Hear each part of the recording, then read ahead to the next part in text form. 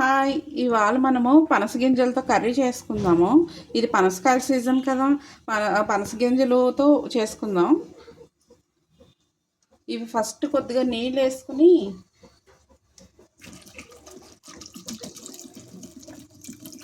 Cooker గిన్నెలో water వేసుకోవాలి. వేసుకున్నాక కొద్దిగా సాల్ట్ వేసుకుందాం. కుక్కర్ మూత పెట్టుకొని 3 విజిల్స్ రానివ్వాలి.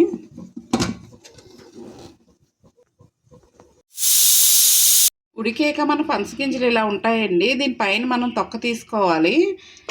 మనం చూపించినప్పుడు మీకు చాలా ఎక్కువ చూపించాను. మా పిల్లలకి ఉడుకుతుంటూనే చాలా బాగా నచ్చేసి అలా కర్రీ చేయకుండానే అలాగే తినేశారు. ఇలా దీనిపైన తొక్కలు జాగ్రత్తగా ఒలుచుకోవాలి. కొంచెం టైం పడుతుంది కానీ కర్రీ మట్టుకు చాలా బాగుంటుంది. అన్నీ ఒలుచుకున్నాక ఇలా ఉంటాయండి. పై తొక్క అంతా ఒలిచేసుకోవాలి. ఇప్పుడు కర్రీ ప్రిపేర్ చేసుకుందాం.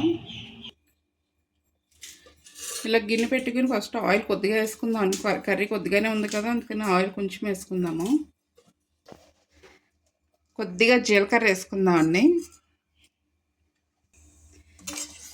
ఇది కొంచెం ఎర్రగా ఏగనివ్వాలి జీలకర్ర. ఈ జీలకర్ర వేగాక ఉల్లిపాయలు వేసుకుందాం. జీలకర్ర వేగిపోయింది. ఇప్పుడు ఉల్లిపాయలు వేసుకుందాం. ఉల్లిపాయలు, పచ్చిమిరపకాయలు, అలాగే దీంట్లో కొంచెం కరివేపాకు కూడా వేసుకుందాం, ఒక రెబ్బ.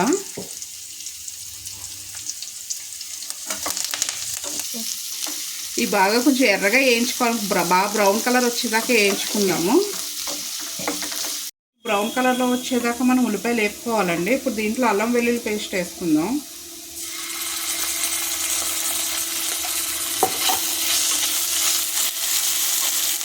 అలాగే కొద్దిగా పసుపు,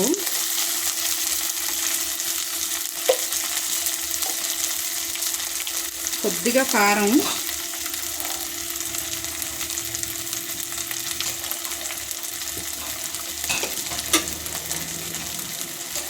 చికెన్ మసాలా అండి. ఇది కొద్దిగా చికెన్ మసాలా వేసుకుందాం.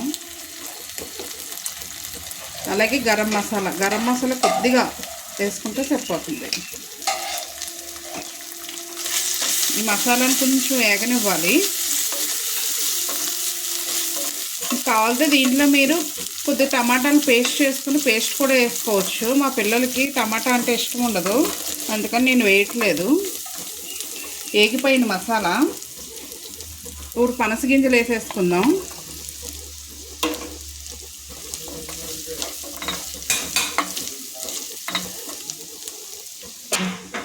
దీంట్లో కొద్దిగా నీళ్ళు వేసుకుందాం అండి. ఈ గింజలు ములిగేలా నీళ్ళు వేసుకుని ఉడకపెట్టుకుందాం. దీన్ని వెజ్ వాళ్ళకి చికెన్ కర్రీలో ఉంటుందండి. దీన్ని వెజ్ చికెన్ కర్రీ అని కూడా అంటారు. పనస గింజలతో చేసుకునే కర్రీని. కర్రీ రెడీ అయ్యిందండి. ఇలా నూనె తేరేదాకా మనం ఉంచుకోవాలి కర్రీని.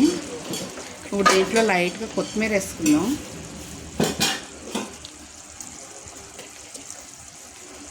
వేసుకుందాం. కర్రీ రెడీ అయ్యిందండి. స్టవ్ కట్టేసుకుందాం.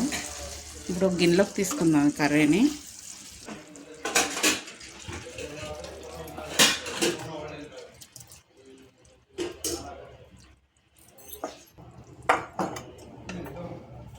కర్రీ రెడీ అయిపోయిందండి. ఈ వీడియో కనుక మీకు నచ్చినట్టయితే లైక్, షేర్ అండ్ సబ్స్క్రైబ్.